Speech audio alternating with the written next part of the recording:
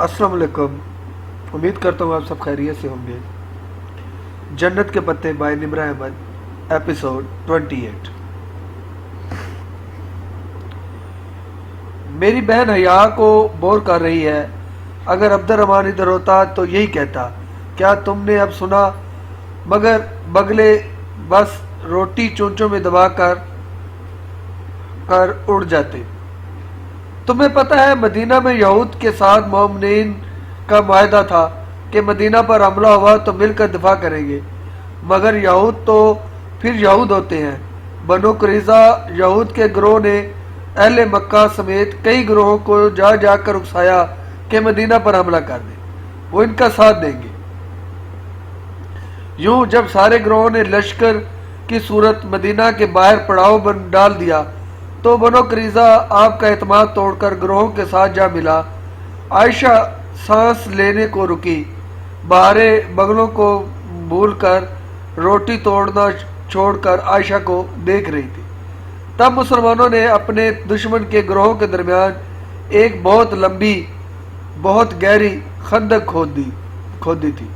سردی اور بھوک کی تکلیف واحد تکلیف نہیں تھی. اصل اذیت کسی حلیف کے دھوکہ دینے کی ہوتی ہے. باہر والے تو دشمن ہوتے ہیں، مگر جب کوئی اپنا بیچ جنگ میں چھوڑ کر چلا جائے تو وہ بہت تکلیف دہ ہوتا ہے. اس لیے جب یہ گروہ محاصرے سے تنگ آ کر ایک عرصے بعد واپس چلے گئے اور بنو قریظہ خوف کے مارے اپنے قلعوں میں چھپ گئے تو ان کی سزا یہ ملی کہ بنو قریظہ کے ایک ایک مرد کو چن چن کر مارا گیا. کیا یہ اللہ کا حکم تھا؟ جانتی ہو میں نے تمہیں اتنی لمبی کہانی کیوں سنائی؟ کیوں؟ حیا کی بجائے بہارے کے لبوں سے پھسلا. وہ اب ساری خفگی بلائے عائشہ کی طرف پوری گھومی بیٹھی تھی. کیونکہ حجاب پہننا جنگ خندق کو دعوت دینا ہے. گروہوں کے جنگ میں حجابی لڑکی کو دل پہ پتھر باندھ کر اپنے گرد خندق کھودنا پڑتی ہے، اتنی گہری کہ کوئی پاٹنے کی جرت نہ کر سکے، اور پھر اسی خندق کے پار محصور رہنا پڑتا ہے. اس جنگ میں اصل دشمن اہل مکہ نہیں ہوتے، بلکہ اصل تکلیف بنو قریظہ سے ملتی ہے.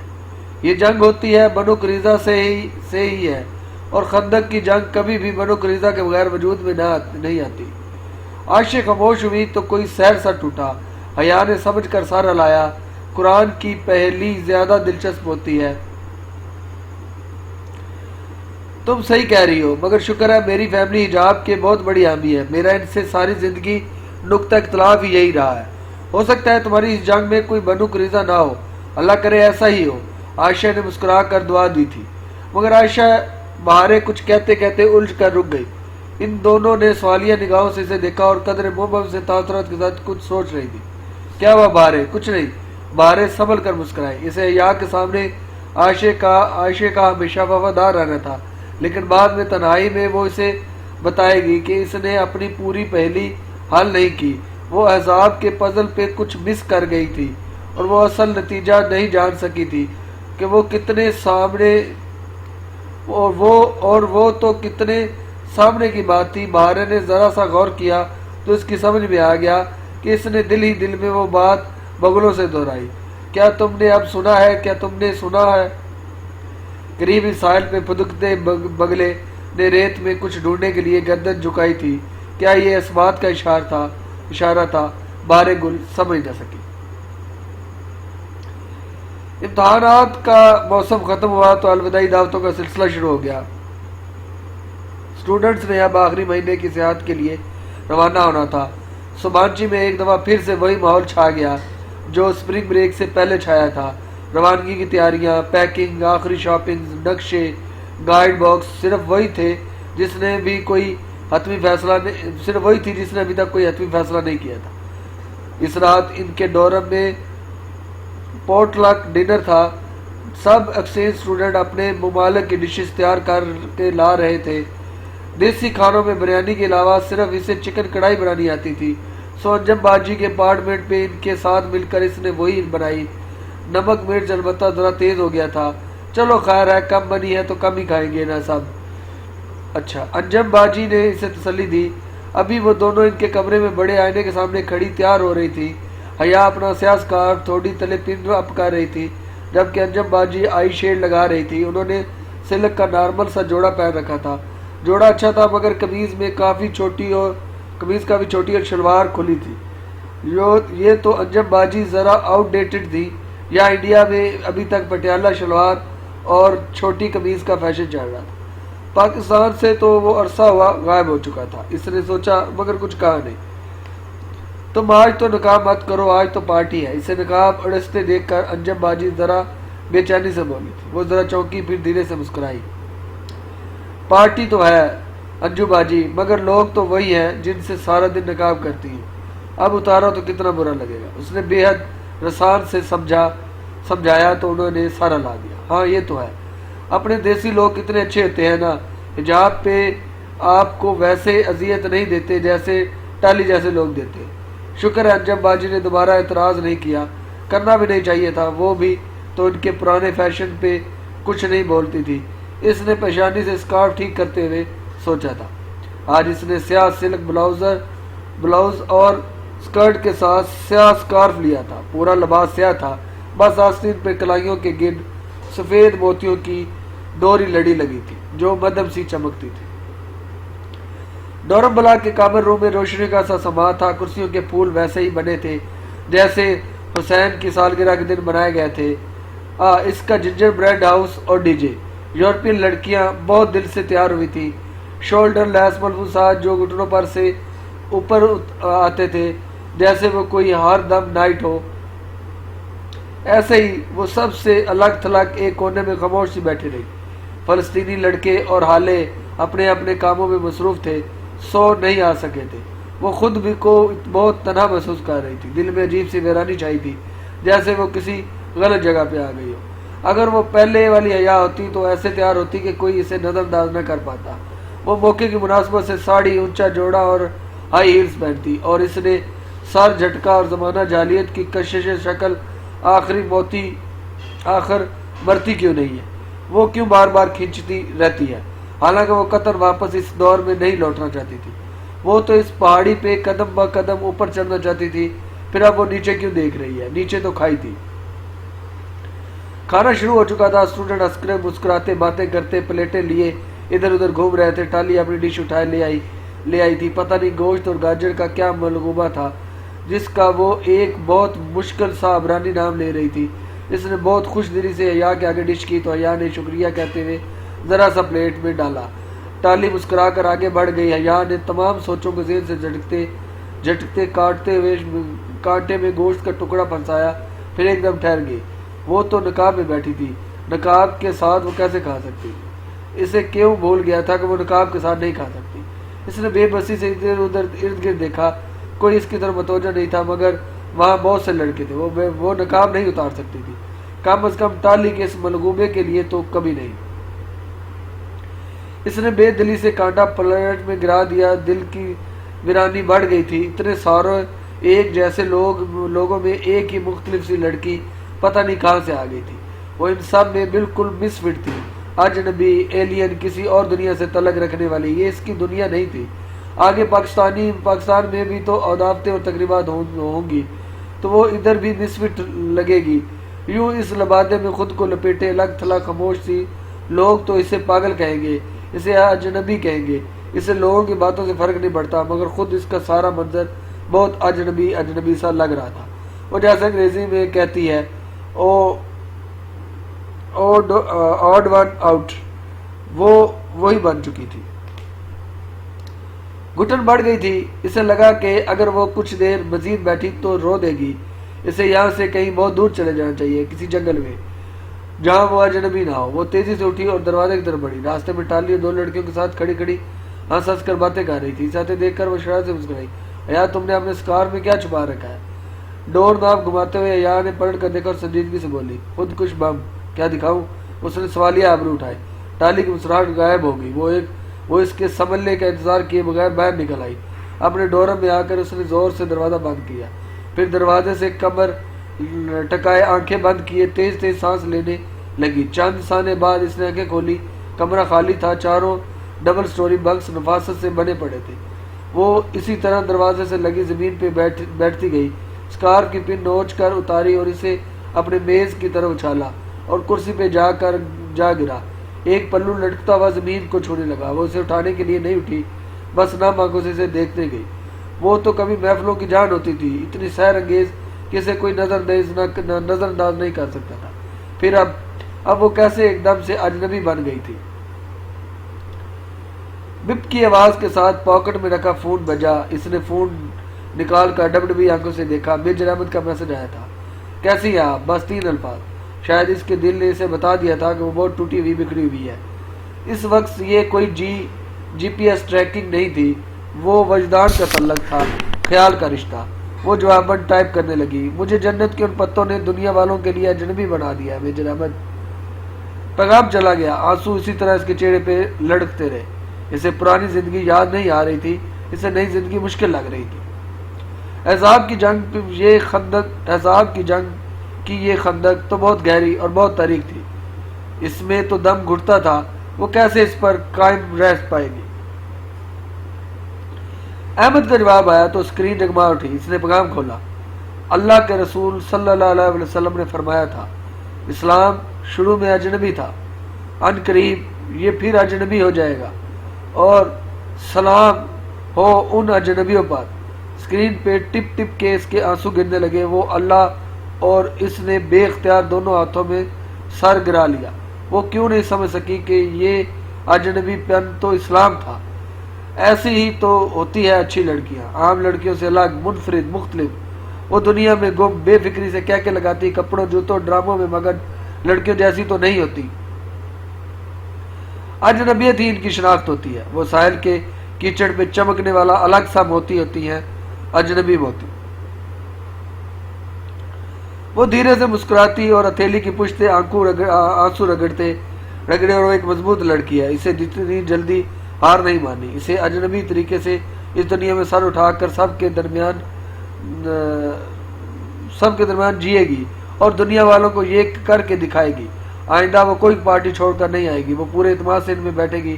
وہ اٹھی اور اپنا اسکارف اٹھایا، پھر فون پہ عائشہ کا نمبر ملانے لگی۔ اجنبی لڑکیوں کو اپنی جیسی ایلین سے زیادہ انٹچ رہنا چاہیے، تاکہ جب خندق کھودتے کوئی اپنا دل پہ رکھا ایک پتھر دکھائے تو اس سے اپنے 2 پتھر دکھا سکے۔ السلام علیکم حیا، دوسری جانب سے بہاریں چاہتی ہوئی تھی۔ میں ابھی تمہارے بارے میں ہی سوچ رہی تھی۔ اچھا، تم کیا سوچ رہی تھی؟ وہ آئینے کے سامنے کھڑی بالوں کا جوڑا کھولنے لگی۔ نرم ریشمی بال کھل کر کمر پہ گرتے چلے گئے۔ وہ اب بھی اتنی ہی خوبصورت تھی جتنی پہلے تھی۔ میں سوچ رہی تھی کہ میں نے تم سے پوچھا ہی نہیں کہ تمہارا باکس کھلا یا نہیں۔ ارے ہاں، وہ کھل گیا، مگر اس میں صرف ایک چابی تھی۔ کھل گیا؟ تم نے پہلی بوجھ لی؟ بارے ایک دم سے پہلے بہت پرجوش ہو گئی۔ ہاں، میں نے بوجھ لی۔ تو اس باکس کی کیا تھی؟ کون سا لفظ تھا؟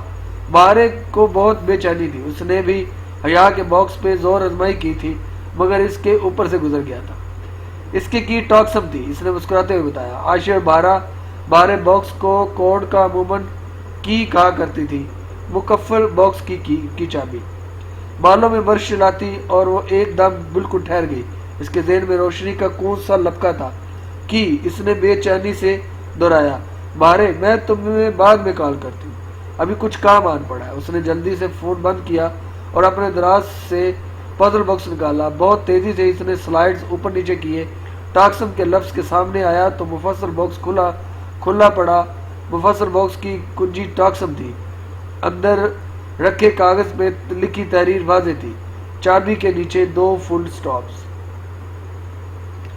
چابی، او خدایا، اسے پہلے کیوں سمجھ میں نہیں آیا؟ پنکی نے کہا تھا تو توڑ کر کھولنے پہ یہ کسی کام کا نہیں رہے گا۔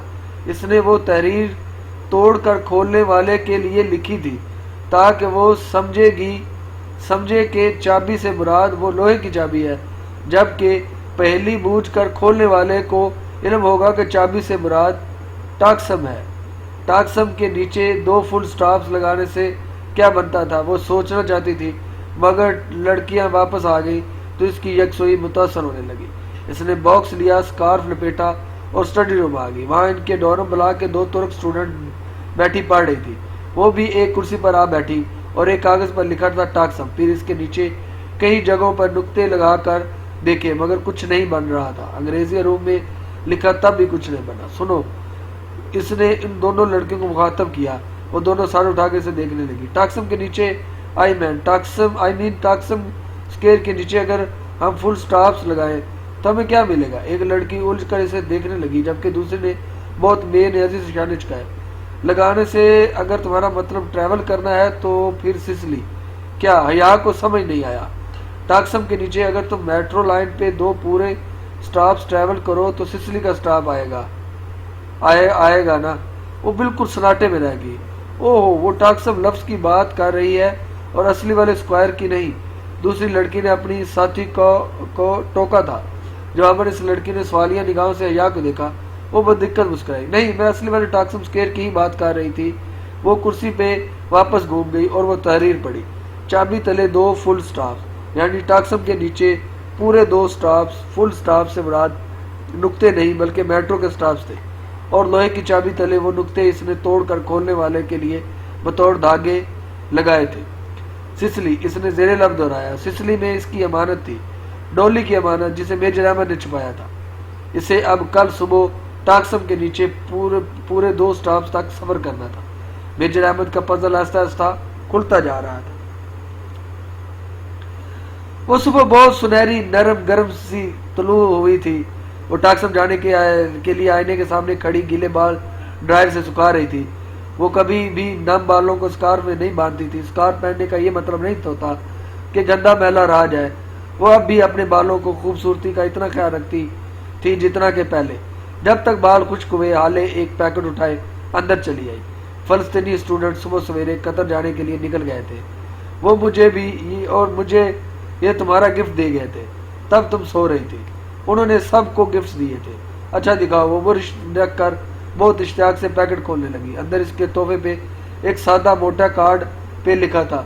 लतीफ़ ने बताया था कि कल हमारी पाकिस्तानी एक्सचेंज स्टूडेंट अपने नकाब की वजह से खाना नहीं खा सकी थी, इसलिए हम ये ले आए हैं। इसमें आपको कभी भूखा नहीं रहना पड़ेगा। मनजानब फलस्तीनी एक्सचेंज स्टूडेंट प्रोग्राम। इसके नीचे एक स्याह सिल्क का लबादा रखा था। इसने वो उठाया तो वो नरम रेशमी सा कपड़ा उंगलियों से फिसलने लगा। स्याह लंबा अबाया जो हरीर का बना था, वो आम रेशम नहीं था बल्कि जरा मुख्तलिफ था। इसमें बहुत हल्की सी चमक थी, जितनी चाइना सिल्क के दुपट्टे में होती है। आस्तीन पे कलाइयों के गिर्द मोटे मोटे सब्ज पत्थर लगे थे। किसी लेस की तरह वो बादाम के साइज के थे। वो बिल्कुल ज़मुर्द की तरह लगते थे। सिवाय सब स्टूडेंट्स की लेस के सारा बाया सादा था। इसके स्टूल अलबत्ता रेशम की बजाय किसी नरम कपड़े के थे, और साथ में एक अलहदा नकाब भी था। इसे कार्ड पे लिखी तहरीर का मतलब समझ आ गया। इस अलहदा नकाब को, जिसमें आंखों का खला बना था, पेशानी पे रख कर सर के पीछे पिन अप करना था। यूं नकाब की साइड खुली होती है और वो इसे खा सकती है। ये तो बहुत महंगा लग रहा है। तुम्हें पता है ये उन्होंने जरूर जवाहर से लिया होगा। वहाँ एक शॉप से सऊदीया के इम्पोर्टेड अबाया मिलते हैं। ये वही है, और तुम्हारे पाकिस्तानी रुपयों में ये 10-15 हज़ार से कम का नहीं होगा। हाले सताश से इस खूबसूरत अबाया को देखते हुए कह रही थी। और इनकी खास बात ये थी कि इनमें गर्मी नहीं लगती थी। पता नहीं क्या मैकेनिज्म है, मगर इसको तुम गर्म से गर्म माहौल में भी पहनोगी तो तुम्हें घुटन या गर्मी का एहसास नहीं होगा। वाकई वो बहुत मुतासिर सी अबाया कोल्ड पुट करके देख रही थी। वो इतना खूबसूरत और बावकार था कि निगाह नहीं टिकती थी। इसने अपने लिबास पर ही इसको पहना और आईने के सामने खड़े होकर बटन बंद करने लगी। अबाया इसके कदमों तक गिरता था जैसे किसी रॉयल प्रिंस का रेशमी लिबास हो। एक बहुत शानदार सी झलक थी इसमें। बहुत खूबसूरत लग रहा है। कहीं जा रही हो तुम? हाले को कुछ याद आया। अगर मार्केट जा रही हो तो मुझे कुछ मंगवाना था। वो जल्दी से एक कागज पे कुछ चीजें लिखने लगी। हाँ ठीक है, ले आऊंगी। इसने अबाया के स्टूल चेहरे के गिर लपेटे हुए कहा। बस मुझे सिसली से एक अमानत उठानी है, ज्यादा देर नहीं लगेगी। हाले ने जो मेज पर रखे कागज रखे लिख रही थी, ना समझी सर उठाया। अमानत क्या? किसी ने तुम्हारे लिए रखवाई है? यही समझ लो। उसने जरा शाने चुकाए। चाबी है तुम्हारे पास? हाले ने आतर पूछा। वो हमेशा बाहर जाने से कबल पूछ लिया करती थी कौन सी शय रखी और कौन सी नहीं, मगर वो ठिठक कर रुक गई। किस चीज की चाबी? अमानत की चाबी। इसके बगैर तो नहीं खुलेगी ना। حالے اس نے بے یقینی سے دیکھا. تم امانت کسے کہتی ہو؟ امانت لاکرز کو. تم انہی کی بات کر رہی ہو نا؟ ہم لیفٹ لیگیج لاکرز کو لیگیج امانت بولتے ہیں نا. او لیفٹ لیگیج لاکرز. اس نے بے اختیار ماتھے کو چھوا. وہ لاکرز جہاں لوگ سامان محفوظ کر کے چلے جاتے ہیں کہ بعد میں اٹھا لیں گے. اسے یہ خیال کیوں نہیں آیا کہ وہ چابی کسی لیفٹ لیگیج لاکر کی بھی ہو سکتی ہے. حالے وہ تیزی سے اس کے قریب آئی. تمہیں پتہ ہے سسلی میں امانت لاکرز کہاں ہوں گے؟ اس کی بات حالے متزم سی سوچنے لگی. سچ کہوں تو میں نے کبھی استنبول میں کوئی پبلک لاکر ٹرائی نہیں کیا. عموماً ریلوے اسٹیشن پر لاکرز ہوتے ہیں. تم سسلی کے اسٹاپ پہ دیکھنا، وہاں شاید کوئی مل جائے. ٹاکسم کے نیچے 2 پورے میٹرو سٹاپس. یہ وہ جگہ تھی جہاں کوئی امانت لاکر تھا. اس نے ذہن میں اس پہلی کو ڈی کوڈ کیا. سسلی کے میٹرو سٹاپ پہ معمول کی گہما گہمی تھی. وہ پرس کندھے پہ لٹکائے بہت پر اعتماد طریقے سے چلتی ٹکٹ کاؤنٹر تک آئی. السلام علیکم، مجھے کچھ سامان ڈمپ کرنا ہے. لگیج امانت کہاں کس طرف ہے؟ اس نے سرسری سے انداز میں لاکرز کا پوچھا، اس لیے کہ وہ مشتبہ نہ لگے. کسی نے یہ بتانا ہی بہتر سمجھا کہ کسی نے اس کے لیے امانت رکھوائی ہے. میڈم، یہاں اس سٹاپ میں تو کوئی لاکر نہیں ہے. کیا مطلب یہاں کوئی لاکر نہیں ہے؟ اس نے چمبے سے ارد گرد نگاہ دوڑائی. جب سے میں یہاں کام کر رہا ہوں تب سے تو اس سٹاپ پہ کوئی لاکر نہیں ہے. شاید پہلے ہوتے ہوں. آپ کو پتہ ہے 9/11 کے بعد یورپ کے بہت سے ریلوے اسٹیشن سے لاکرز ختم کر دیے گئے تھے. معمر ترک کلرک نے تفصیلاً بتایا. اچھا. اس کا دل مایوسی میں ڈوب گیا. ٹاکسم سے میٹرو میں سوار ہونے کے بعد وہ پہلے اسٹیشن پہ نہیں اتری تھی، پھر دوسرے یعنی سسلی پہ اتر گئی. ٹاکسم سے میٹرو لائن کا آغاز ہوتا تھا. میٹرو ایک ہی سمت میں جاتی تھی. 2 پورے سٹاپس کا اختتام سسلی پہ ہی ہوتا تھا. آپ کو سامان رکھوانا ہے تو میرے پاس رکھوا دیں، پھر بعد میں لے لیجیے گا. وہ جانے لگی تو لڑکے نے بہت خلوص سے پیشکش کی. نہیں، خیر ہے، میں اٹھا لوں گی. اس نے شعوری طور پر پرس کو ذرا مضبوط پکڑ لیا. بس مجھے جواہر سے ذرا شاپنگ کرنی ہے، میں مینج کر لوں گی. اس کی آواز میں واضح مایوسی تھی. اچھا، آپ جواہر جا رہی ہیں تو پھر آپ سامان وہیں رکھوا دیجیے گا. بلکہ وہ ذرا سا رکا. جواہر میں امانت لاکرز ہوتے ہیں، وہ انٹرس کے قریب ہی بنے ہیں. واقعی وہ جھٹکے سے واپس پلٹی تھی. امانت لاکر وہ چابی سے کھلتے ہیں. ارے میں وہ زمانے گیا جب لاکر چابی سے کھلا کرتے تھے. سلطنت ترکیہ اب ترقی کر چکا ہے. ترک بوڑھے نے فخر سے گردن اٹھا کر کہا. ہمارے امانت لاکرز بار کوڈ سے کھلتے ہیں. Of course. حیا نے گہری سانس لی اور مسکرائی. اللہ ترقی یافتہ سلطنت ترکیہ کو سلامت رکھے. بار کوڈ اس نے بہتر سمجھتے ہوئے سر ہلایا. بالآخر اسے سارے بریڈ کرمز ملتے جا رہے تھے. سسلی کے سٹاپ سے ایک ڈائریکٹ ایگزٹ تھی جو جواہر مال میں کھلتی تھی. وہ مال میں آئی اور تیزی سے ان لاکرز کی طرف لپکی جو داخلی حصے کے قریب ہی بنے ہوئے تھے. ایک دیوار پر پھیلے نارنجی لاکرز جیسے کچن کیبنٹس ہوں. سب پہ ایک ایک نمبر لکھا تھا. اس نے پرس سے چابی اور بار کوڈ سلپ نکالی. پورے اعتماد سے چابی چلتی لاکرز کے قریب آئی. وہاں کھڑا گارڈ بے اختیار اسے دیکھنے لگا. حیا نے وہاں لاکرز کی مشین کی طرف دیکھا. اس سے پہلے لاکر نمبر ٹائپ کرنا تھا. وہاں بننے کی پیڈ پہ اس نے 6 حصہ دبایا. یہی حصہ اس کی بار کوڈ کی رسید کے چاروں کونے میں لکھا تھا، یعنی لاکر نمبر ہو سکتا تھا. مشین کی سیاہ اسکرین پہ 6 لکھا آیا.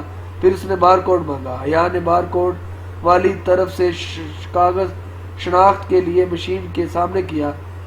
ٹو ٹو کی آواز آئی اور اسکرین پہ سرخ عبارت ابھری. بار کوڈ غلط تھا. اس نے بے یقینی سے رسید کو دیکھا، پھر مشین کو. شاید کوئی غلطی ہو گئی. گارڈ اب پوری گردن موڑ کر مشکوک نگاہوں سے اسے دیکھ رہا تھا. حیا نے جلدی سے مشین ریسیٹ کی اور 6 پہ انگلی رکھی. پھر بار کوڈ سامنے کیا. سرخ عبارت پھر سے ابھری. کچھ غلط تھا. گارڈ کی نظریں اور بے بسی بھری پریشانی. وہ کپ کپاتی انگلی سے تیسری دفعہ مشین کو ریسیٹ کرنے لگی تو رسید ہاتھ سے پھسل کر فرش پر جا گئی. وہ تیزی سے اسے اٹھانے کے لیے جھکی. رسید کا کاغذ الٹا گرا تھا، یوں کہ الفاظ سر کے بال الٹے نظر آئے تھے اور 4 کونوں میں لکھا 6 اب الٹ ہو کر 9 لگ رہا تھا. کاغذ اٹھا کر اس نے گردن اٹھا کر دیکھا. 9 نمبر لا کر. پھر اوپر والی قطار میں سب سے آخری تھا۔ کچھ سوچ کر اس نے مشین کے پیڈ پہ نوک پر انگلی رکھی، پھر بار کوڈ سامنے کیا، بپ کی آواز آئی اور سبز رنگ کی عبارت ابھری۔ 9 نمبر لاکر کھل گیا تھا۔ وہ جلدی سے آگے بڑھی اور 9 نمبر لاکر کا دروازہ کھولا۔ جیسے کچن کیبنٹ کھولتے ہی اندر ایک چکور سی تجوری رکھی تھی جو پیچھے کہیں سے چپکی تھی۔ یہ وہ تجوری تھی جس کی دھات کی تہ وہ شیشے کی تہ ہوتی ہے، اور اگر اسے غلط طریقے سے کھولنے کی کوشش کی جائے تو اندرونی شیشہ ٹوٹ کر تجوری کو جام کر دیتا ہے۔ اس نے تجوری کی کی ہول میں وہ چابی ڈال کر گھمائی، تجوری کھل گئی۔ حیا نے جلدی سے اسے کھولا اور اندر ایک چھوٹی سی سیاہ مخملی ڈبی رکھی تھی جیسے انگوٹھی کی ڈبی ہو۔ اس نے وہ ڈبی مٹھی میں دبائی اور اسے اس احتیاط سے اپنے کھلے بیگ کے اندر گرا کر پیچھے کھڑا گارڈ نہ دیکھ سکے۔ 2 منٹ بعد مال کے باہر کھڑی تھی۔ اس نے بیگ کو مضبوطی سے پکڑ رکھا تھا۔ ترکی اور ترکی ایڈونچر، کبھی وہ ان پہ ایک کتاب ضرور لکھے گی، اس نے مسکراتے ہوئے سوچا تھا۔ فی الحال اسے ایک ایسی جگہ کی تلاش تھی جہاں وہ بیٹھ کر آرام سے وہ ڈبی کھول سکے۔ دفتر اس کا موبائل بجا۔ آپ کا سرپرائز برگر کنگ کے پینٹری میں آپ کا سرپرائز برگر کنگ کی پینٹری میں آپ کا انتظار کر رہا ہے۔ ARP دوست تور کا وہ مختصر سا پیغام جس کو سن کر گیا۔ کہیں عبد الرحمن جہان کے پاس تو نہیں چلا گیا؟ اس کی نگاہوں کے سامنے جہان کا ٹوٹا پھوٹا ریسٹورانٹ گھوما تھا۔ او نو، وہ واپس زیر زمین میٹرو کی طرف بھاگی تھی۔ برگر کنگ میں معمول کا شور اور رش تھا۔ وہ قریباً دوڑتی ہوئی کچن میں آئی تھی۔ جہان کہاں ہے؟ اس کے حواس باختہ انداز پہ وہاں شیلف لڑکے نے ہاتھ روک کر اسے دیکھا۔ وہ پینٹری میں ہے، مگر ٹھہریں، اب ادھر نہ جائیں۔ وہ پینٹری کی طرف بڑھی تو وہ لڑکا سامنے آ گیا۔ مگر میم پلیز، اس کا کوئی مہمان آیا ہے، وہ اندر ہے۔ اس نے کہا اس کو اندر نہ آنے دو ورنہ میری نوکری چلی جائے، کسی کو اندر نہ آنے دو ورنہ میری نوکری چلی جائے۔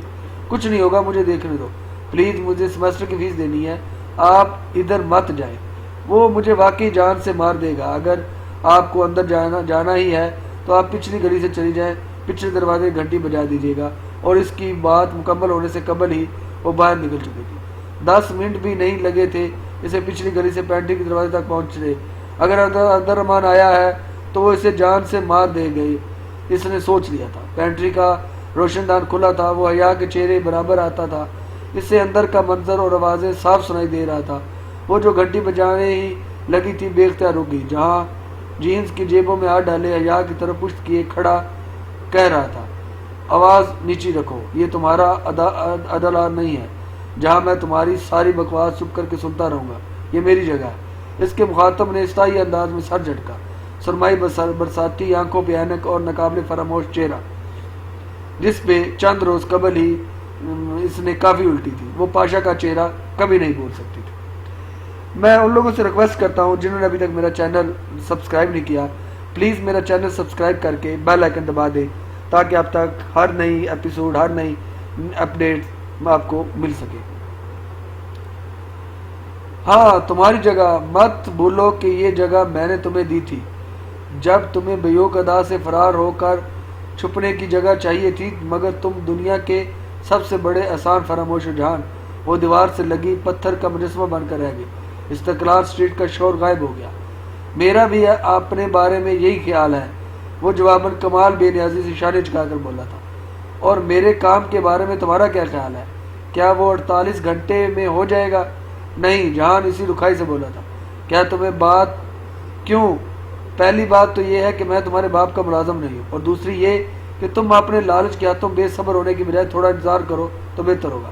لالچ، پاشا بے یقینی سے دہرایا۔ میرا سب کچھ داؤ پہ لگا ہے، تم کہتے ہو میں لالچی ہوں؟ جہان نے لاپرواہی سے اشارے چکائے۔ تمہارے اپنے جرائم کی سزا ہے، میرا کیا قصور؟ وہ تمہیں تمہارے جرائم کی سزا کب ملے گی جان سکندر؟ وہ لب بھسیتے اتنی سختی سے بول رہا تھا کہ جبڑے کی رگیں تن گئی تھی۔ یاد رکھنا، جس دن میں نے زبان کھولی اس دن تم سیدھے پھانسی چڑھو گے۔ جہان بے اختیار ہنس پڑا۔ اور تمہیں لگتا ہے کہ میں پھانسی چڑھ کے تمہیں عدلار میں عیش کرنے کے لیے چھوڑ جاؤں گا؟ ایسی فیری ٹیل تم ہی گھڑ سکتے ہو۔ پاشا بے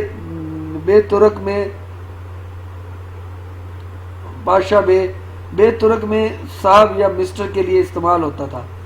پاشا بہت تعصب سے اسے دیکھ رہا تھا۔ تم ایک دفعہ پہلے بھی مجھے دھوکہ دے چکے ہو، میں اس دفعہ تمہارا اعتبار نہیں کروں گا۔ تو نہ کرو، اس نے بے نیازی سے کندھوں کو جنبش دی، جھرنے میں جاؤ میری طرف سے۔ پاشا چند لمحے بہت ضبط کیے اسے دیکھتا رہا، پھر کچھ کہنے کے لیے لب کھولے ہی تھے کہ نگاہ روشن دان سے جھانکتے چہرے پہ پڑی۔ سادہ لبادے میں صرف ایک اس کی بڑی بڑی آنکھیں نظر آ رہی تھی جس میں سارے زمانے کی بے یقینی تھی۔ وہ دھیرے سے مسکرایا، تمہاری بیوی باہر کھڑی ہے جہان، اسے اندر نہیں بلاؤ گے؟ وہ جو چہرے پہ ڈھیروں بے نیازی لیے کھڑا تھا کرنٹ کھا کر پلٹا۔ حیا اس طرح ساکت سی روشن دان کے پار کھڑی تھی۔ کیا جہان نے بے یقینی سے دہرایا۔ اسے شاید لگ رہا تھا کہ اس نے غلط سنا ہے۔ پاشا زیر لب مسکرایا، تمہاری بیوی سبانچی یونیورسٹی کی ایکسچینج اسٹوڈنٹ، ڈورم نمبر بھی بتاؤں؟ حیران مت ہو جہان، تم نے پاشا وے کو انڈر ایسٹیمیٹ کیا ہے۔ میں تمہاری بیوی کو اچھی طرح جانتا ہوں، بلکہ کچھ دن پہلے ہی ہماری ملاقات ہوئی ہے۔ کیوں میڈم، میں ٹھیک کہہ رہا ہوں نا؟ اس نے آگے بڑھ کر پینٹری کا دروازہ کھولا اور اسے جیسے اندر آنے کا راستہ دیا۔ ملاقات جہان کے چہرے کا رنگ اڑ چکا تھا۔ اس نے ششدر نگاہوں سے حیا کو دیکھا۔ وہ اتنی ہی بے یقینی سے اسے دیکھ رہی تھی، بے یقینی، بے اعتبار، فریب اور جھوٹ۔ حیا، یہ تم اس کو جانتی ہو؟ وہ متحیر سا تھا، جیسے اسے یقین ہی نہ آیا ہو۔ وہ اس سب سے بے خبر تھا۔ یہ سچ کہہ رہا ہے؟ اس نے بامشکل اسبات میں گردن لائی۔ وہ انہی بے اعتبار نگاہوں سے پلکے جھپکے بنا جہان کو دیکھ رہی تھی۔ وہ کون تھا؟ وہ نہیں جانتی تھی۔ اب بتاؤ جہان، میرا کام 48 گھنٹوں میں ہو جائے گا یا نہیں؟ وہ مسکرا کر پوچھ رہا تھا۔ جہان اسے دیکھا اور پھر اس کی پیشانی کی رگیں تن گئی۔ وہ آگے بڑھا اور اپنے ساتھی کو گریبان سے پکڑ لیا۔ میری بات کان کھل کر سن لو، میں تمہارا کام کر دوں گا 48 گھنٹوں سے پہلے، لیکن اگر تم نے میری بیوی کو آنکھ اٹھا کر بھی دیکھا تو استنبول کے کتوں کو کھانے کے لیے تمہاری لاش بھی نہیں ملے گی۔ ایک جھٹکے سے اس نے پاشا کا گریبان چھوڑا۔ اس کی آنکھوں میں وہ خون اتر آیا تھا اور کہ حیا 2 قدم پیچھے ہٹی اور اس نے واضح طور پر محسوس کیا کہ پاشا کی مسکراہٹ سمٹ گئی تھی۔ مجھے تمہاری بیوی سے کوئی مسئلہ نہیں ہے اور نہ ہی میں نے پہلے اس سے کچھ کہا ہے، نہ اب کہوں گا۔ مجھے صرف اپنے کام سے غرض ہے۔ ہو جائے گا، ناؤ گیٹ لاسٹ، وہ بے ضبط سے بولا تھا۔ پاشا اپنی برساتی کا کالر ٹھیک کیا اور پھر بنا کسی کو دیکھے باہر نکل گیا۔ حیا ابھی تک بغیر پلک جھپکے جہان کو دیکھتے دروازے میں کھڑی تھی۔ تم اسے کیسے جانتی ہو؟ میں سمجھ نہیں پا رہا۔ وہ اس کے قریب آیا اور بے اختیار 2 قدم مزید پیچھے ہٹی اور وہ رک گیا۔ میں نہیں جانتا کہ تم نے کیا سنا، مگر تم نے ادھوری باتیں سنی ہیں۔ میرا اس آدمی سے کوئی تعلق نہیں ہے۔ یا تمہیں مجھ پہ اعتبار ہے یا ہے نا؟ میری بات سنو۔ وہ بے بسی سے کچھ کہنا چاہ رہا تھا مگر اب بہت دیر ہو چکی تھی۔ اسے اب جہان سکندر کی کسی بات کا اعتبار نہیں رہا تھا۔ وہ ایک دم مڑی اور اسکوائر کی جانب واپس بھاگی۔ وہ اسے پکارتا رہا، پریشانی سے، بے بسی سے، مگر وہ کچھ بھی سنے بغیر دوڑتی جا رہی تھی۔ میری لینڈ لیڈی نے خوب ہنگامہ کیا۔ میں آج کل اس سے چھپتا پھر رہا ہوں۔ یہاں کوئی عبد الرحمن پاشا نہیں ہے۔ یوں ہی کسی نے اپنے بارے میں افواہیں پھیلائی ہوں گی۔ جھوٹ تھا، سب فریب تھا۔ آنسو اس کی آنکھوں سے گرتے حجاب کو بھگو رہے تھے۔ ایک لمحہ لگتا تھا اعتبار ٹوٹنے میں اور سب ختم ہو جاتا ہے۔ وہ اسے مسلسل فون کر رہا تھا مگر وہ نہیں سن رہی تھی۔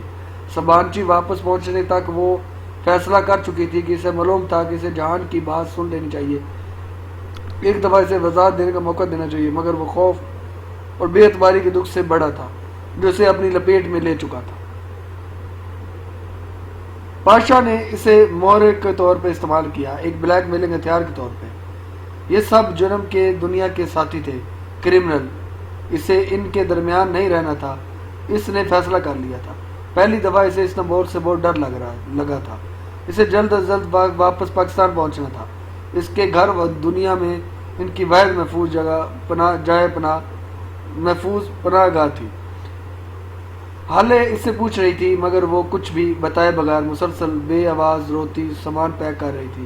نہ بیوقدہ نہ لندن۔ اسے اپنا آخری مہینہ پاکستان میں گزارنا تھا، پھر جولائی میں 2 دن کے لیے وہ آ کر کلیئرنس کروا لے گی۔ فلائٹ رات کو ملی۔ وہ تب تک ہر مرحلے پہ حالے نے اس کی بہت مدد کی۔ سبانچی کو وہ ایسے چھوڑے گی اس نے کبھی نہیں سوچا تھا۔ سب کچھ ادھورا رہ گیا تھا۔ وہ لڑکا بھی کبھی نہیں ملا۔ ڈی جے کی گڈ مارننگ کا جواب دیا کرتا تھا۔ ادھوری یادیں، پورے دکھ۔ اس نے ابا کو مختصر سا بتا کر فون آف کر دیا۔ وہ واقعی بہت زیادہ ڈر گئی تھی۔ اسے اب بس جلد از جلد وہاں سے نکلنا پڑا۔ ایئرپورٹ پہ بھی وہ بہت پریشانی اور چڑچڑی سی ہو رہی تھی۔ جب آفیسر نے اسے لیپ ٹاپ ہینڈی کیری میں رکھنے کو کہا تو وہ اڑ گئی۔ مجھے اتنا بھاری ہینڈی کیری نہیں اٹھانا، بس یہ اس کا ڈی جے کا آخری خراج تھا۔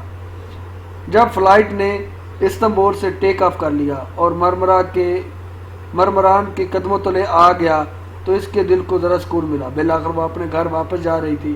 بس بہت ہو گیا ایڈونچر، بہت ہو گیا پزل۔ وہ چونکی، وہ پھر جلدی سے پرس کھولا۔ مخملی سیاہ ڈبی اندر محفوظ پڑی تھی۔ وہ سارا دن اتنی پریشان رہی کہ اسے بھول ہی گئی جانے اس میں کیا تھا۔ دھڑکتے دل کے ساتھ اس نے ایک ہاتھ میں ڈبی پکڑ کر دوسرے ہاتھ سے اس کا ڈھکن کھولا۔ آج کی قسط کے لیے اتنا ہی، انشاءاللہ اگلی قسط کے ساتھ دوبارہ حاضر۔